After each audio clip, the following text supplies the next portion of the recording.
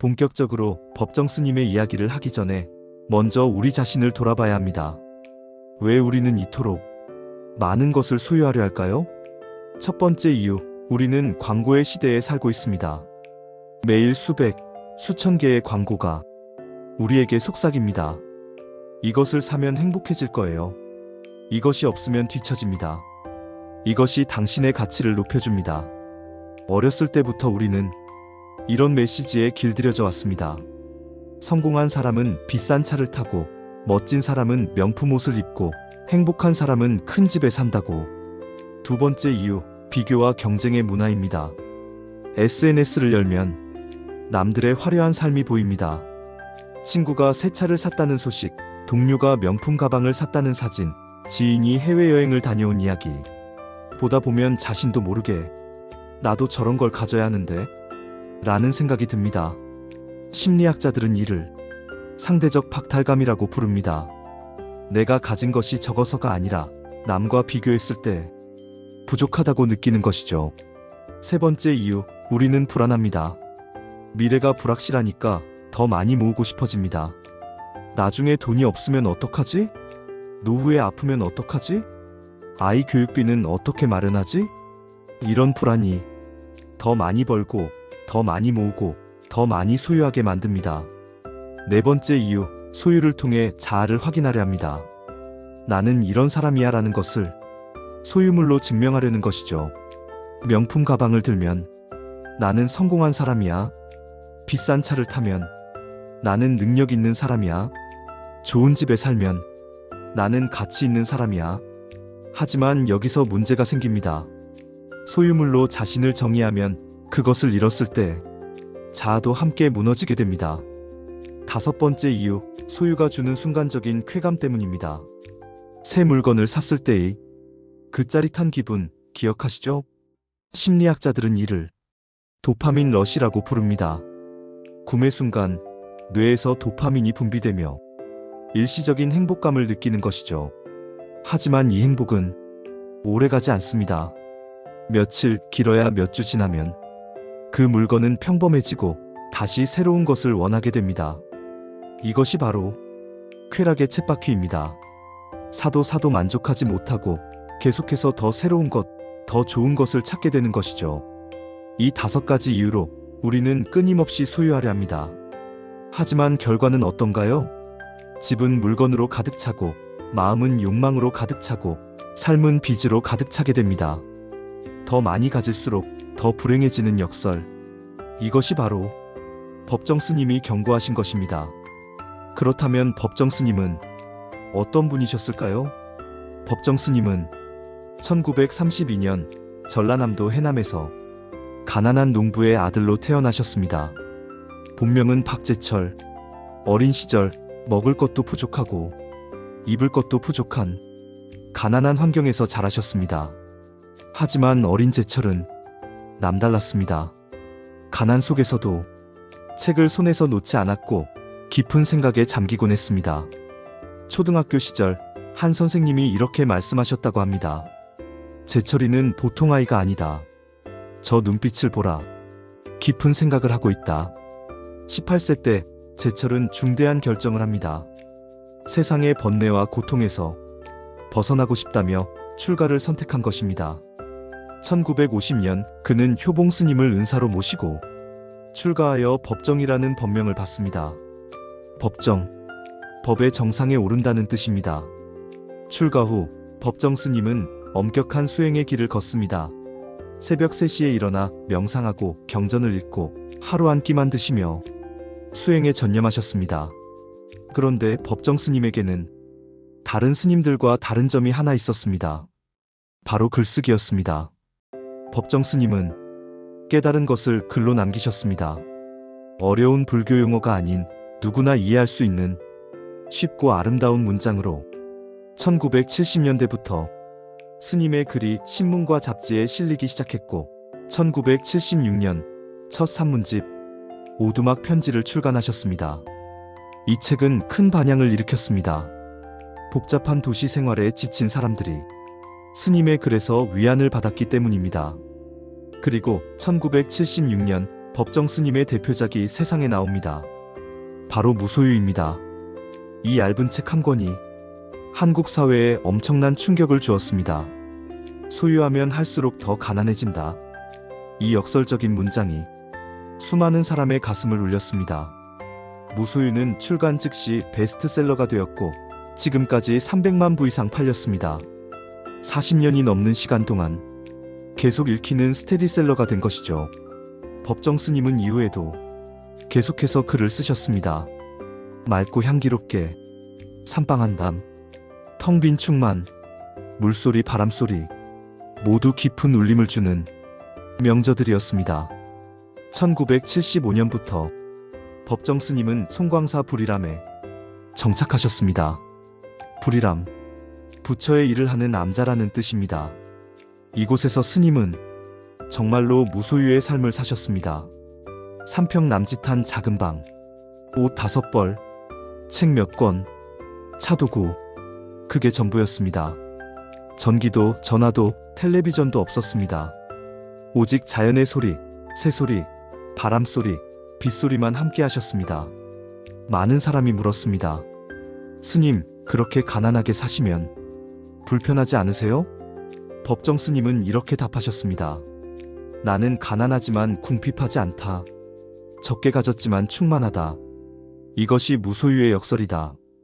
법정 스님은 2010년 3월 11일 78세의 나이로 입적하셨습니다.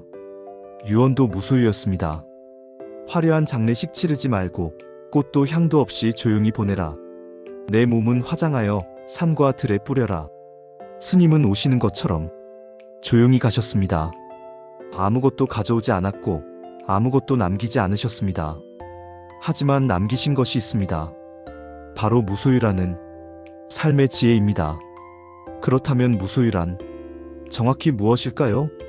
많은 사람이 무소유를 오해합니다. 아, 무소유라는 건 아무것도 갖지 말라는 거구나. 재산도 버리고 집도 버리고 산속에 들어가서 살라는 거구나. 아닙니다. 법정 스님은 명확하게 말씀하셨습니다. 무소유란 아무것도 갖지 않는 것이 아니라 불필요한 것을 갖지 않는다는 뜻이다. 중요한 것은 아무것도가 아니라 불필요한 것입니다. 필요한 것은 가져도 됩니다. 사용하는 것은 가져도 됩니다. 소중한 것은 가져도 됩니다. 하지만 불필요한 것, 사용하지 않는 것, 욕심으로 모은 것은 과감히 놓으라는 것입니다. 법정 스님의 글을 직접 들어보겠습니다. 우리는 너무 많은 것을 소유하려 한다. 집, 차, 돈, 명예, 지위, 그것들을 얻기 위해 평생을 바친다. 하지만 정작 중요한 것은 얼마나 많이 가졌느냐가 아니라 얼마나 자유로운가이다. 여기서 핵심 질문이 나옵니다. 소유가 우리를 자유롭게 하는가? 아니면 구속하는가? 법정 스님은 말씀하셨습니다. 소유는 자유가 아니라 속박이라고 생각해보세요. 큰 집을 사면 자유로워질까요? 아닙니다. 청소할 공간이 늘어나고 관리할 것이 늘어나고 세금이 늘어납니다. 비싼 차를 사면 자유로워질까요? 아닙니다. 주차 걱정, 보험료 걱정, 긁힐까봐 걱정, 할부금 걱정이 늘어납니다. 명품을 사면 자유로워질까요? 아닙니다. 더 비싼 명품을 원하게 되고 잃어버릴까봐 불안하고 유행이 지나면 초라해집니다. 법정 스님은 이렇게 정리하셨습니다. 물건을 소유하는 것이 아니라 물건이 우리를 소유한다. 우리가 물건의 주인이 아니라 물건이 우리의 주인이 되는 것이죠. 물건을 위해 돈을 벌고 물건을 위해 공간을 만들고 물건을 위해 시간을 쓰고 물건을 위해 걱정합니다. 그렇다면 무소유의 진정한 의미는 무엇일까요? 법정 스님은 3가지로 설명하셨습니다. 무소유는 가진 것을 모두 버리라는 게 아닙니다. 다만 그것에 집착하지 말라는 것입니다. 법정 스님은 이렇게 말씀하셨습니다. 물건을 사용하되 집착하지 말고 가지되 욕심내지 말고 누리되 탐하지 말라. 예를 들어 스마트폰을 가질 수 있습니다. 하지만 최신형이 아니면 불안해하거나 하루 종일 스마트폰에 매달릴 필요는 없습니다. 옷을 가질 수 있습니다. 하지만 옷장을 옷으로 가득 채우거나 명품이 아니면 가치가 없다고 생각할 필요는 없습니다. 둘째, 단순하게 사는 것. 법정 스님은 단순함을 강조하셨습니다. 생활을 단순하게 하라. 단순할수록 자유롭다. 복잡한 것이 많으면 신경 쓸 것도 많고 관리할 것도 많고 걱정할 것도 많아집니다. 하지만 단순하면 마음이 가벼워지고 선택이 쉬워지고 삶이 명확해집니다. 스티브 잡스가 매일 같은 옷을 입었던 이유, 마크 저커버그가 회색 티셔츠만 입는 이유도 같은 맥락입니다. 선택을 단순화해서 정말 중요한 일에 집중하기 위함이었죠. 법정 스님은 더 나아가셨습니다. 옷뿐 아니라 식사, 공간, 일정, 인간관계까지 모든 것을 단순화하셨습니다. 셋째, 필요한 것만 가지는 것. 법정 스님은 명확한 기준을 제시하셨습니다. 이것이 정말 필요한가? 이것 없이는 살 수 없는가? 우리가 가진 물건 중에서 정말로 필요한 것은 몇 %나 될까요? 연구에 따르면 사람들은 가진 물건이 20%만 사용한다고 합니다. 나머지 80%는 그냥 공간을 차지하고 있을 뿐입니다. 법정 스님은 이렇게 말씀하셨습니다. 필요 없는 것을 갖는 것은 가난이다. 필요한 것만 갖는 것이 진정한 부유함이다. 정리하면 무소유란 1. 불필요한 것을 갖지 않는 것. 2. 집착하지 않는 것. 3. 단순하게 사는 것. 4. 필요한 것만 가지는 것. 이것이 법정 스님이 말씀하신 무소유의 본질입니다. 그렇다면 무소유는 우리에게 무엇을 줄까요? 법정 스님은 비우면 비울수록 더 많은 것을 얻는다고 하셨습니다. 무엇을 얻을 수 있을까요? 첫째, 자유를 얻습니다. 진정한 자유입니다. 법정 스님의 삶을 보세요. 삼평방에서 사셨지만 세상 어디든 자유로이 다니셨습니다. 큰 집이 없어서 관리할 것이 없었고, 많은 재산이 없어서 지킬 것이 없었고, 비싼 물건이 없어서 걱정할 것이 없었습니다. 가고 싶으면 가시고 머물고 싶으면 머무시고 아무 걱정 없이 사셨습니다. 그것이 진정한 자유입니다. 법정 스님은 말씀하셨습니다. 욕망이 줄어들면 마음이 고요해진다. 우리의 불안과 스트레스는 대부분 욕망에서 옵니다. 갖고 싶은데 없을 때, 가진 것을 잃을까 두려울 때, 남과 비교하며 부족함을 느낄 때, 하지만 욕망을 내려놓으면 마음이 평화로워집니다. 이미 충분하다고 느끼니까요. 법정 스님의 글입니다. 나는 가난하지만 궁핍하지 않다. 적게 가졌지만 충만하다. 이것이 무소유의 역설이다. 스님은 이렇게 말씀하셨습니다. 물건이 많으면 그만큼 시간을 빼앗긴다. 생각해보세요. 옷이 많으면 무엇을 입을지 고민하는 시간, 빨래하고 정리하는 시간이 늘어납니다. 물건이 많으면 찾는 시간, 정리하는 시간, 관리하는 시간이 늘어납니다. 반대로 적게 가지면 그 시간들이 자유로워집니다.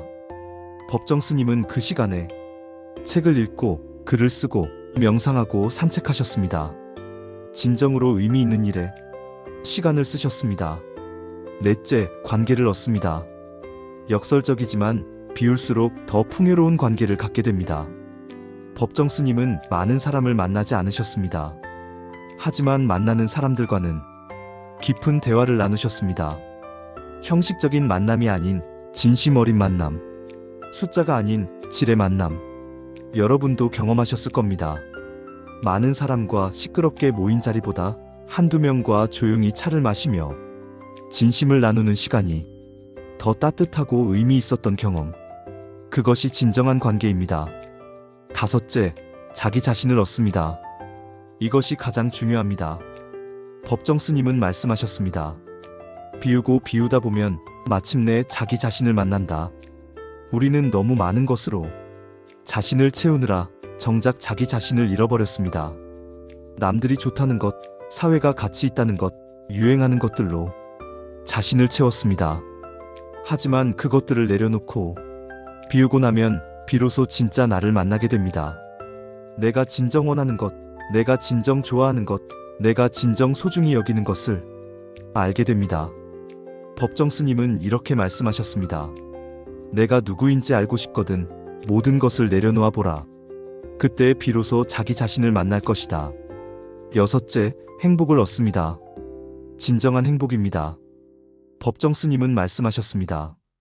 행복은 많이 가진 자가 아니라 적게 필요로 하는 자에게 온다. 부자가 행복한 것이 아닙니다. 만족하는 사람이 행복합니다. 많이 가진 사람이 행복한 것이 아닙니다.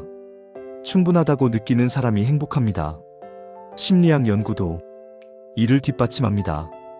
하버드 대학의 75년간 행복 연구 결과 행복은 소유의 양이 아니라 관계의 질과 내적 만족에서 온다고 합니다.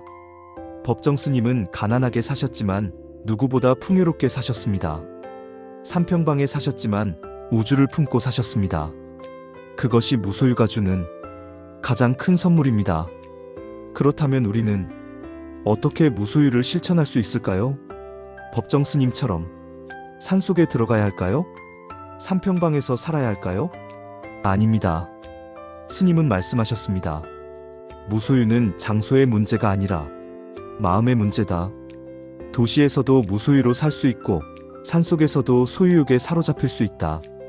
지금부터 오늘 당장 실천할 수 있는 무소유의 방법을 알려드리겠습니다.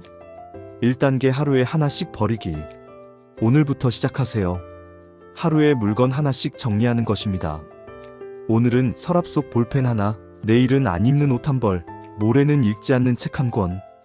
일주일이면 7개, 한 달이면 30개, 1년이면 365개의 물건이 정리됩니다. 작은 실천이지만 삶이 놀랍게 가벼워집니다. 2단계 새로 사지 않기. 무언가를 버리는 것만큼 중요한 것이 새로 사지 않는 것입니다. 무언가 사고 싶을 때 법정 스님의 질문을 떠올리세요. 이것이 정말 필요한가? 이것 없이는 살 수 없는가? 이미 비슷한 것을 가지고 있지 않은가? 이 세 가지 질문에 모두 예라고 확신할 수 있을 때만 사세요. 대부분의 경우 이 질문만으로도 충동 구매를 막을 수 있습니다. 3단계 30일 규칙. 갖고 싶은 것이 생기면 30일을 기다리세요. 메모장에 적어두고 30일 후에 다시 보세요. 30일 후에도 여전히 필요하다면 그때 구매하세요. 놀랍게도 대부분의 경우 30일 후에는 그것이 필요 없다는 걸 깨닫게 됩니다. 즉흥적 욕망이었을 뿐이죠. 자막 즉흥 구매 방지 30일 규칙. 새 것을 사야 한다면 기존 것 하나를 버리세요. 새 옷 한 벌을 사면 헌 옷 한 벌을 기부하세요. 새 책을 사면 읽은 책 하나를 정리하세요. 새 신발을 사면 헌 신발 한 켤레를 버리세요. 이렇게 하면 물건이 계속 늘어나는 것을 막을 수 있습니다. 무소유는 물리적 공간뿐 아니라 디지털 공간에도 적용됩니다. 휴대폰 앱을 정리하세요. 사용하지 않는 앱은 삭제하세요. 통계에 따르면 우리는 설치한 앱이 30%만 실제로 사용한다고 합니다. 이메일 수신함을 비우세요. 읽지 않는 뉴스레터는 구독 취소하세요. 사진첩을 정리하세요. 흐릿한 사진, 의미 없는 사진은 삭제하세요. 디지털 공간도 복잡하면 마음이 복잡해집니다. 깔끔하게 정리하면 마음도 맑아집니다. 6단계 시간 비우기. 스케줄을 검토하세요. 불필요한 약속은 과감히 정리하세요. 의무감에 하는 모임, 피곤하기만 한 약속, 습관적으로 가는 장소. 이런 것들에 소중한 시간을 쓰지 마세요. 법정 스님은 말씀하셨습니다. 시간은 인생이다. 시간을 낭비하는 것은 인생을 낭비하는 것이다. 정말 소중한 사람들과 정말 의미 있는 시간을 보내세요.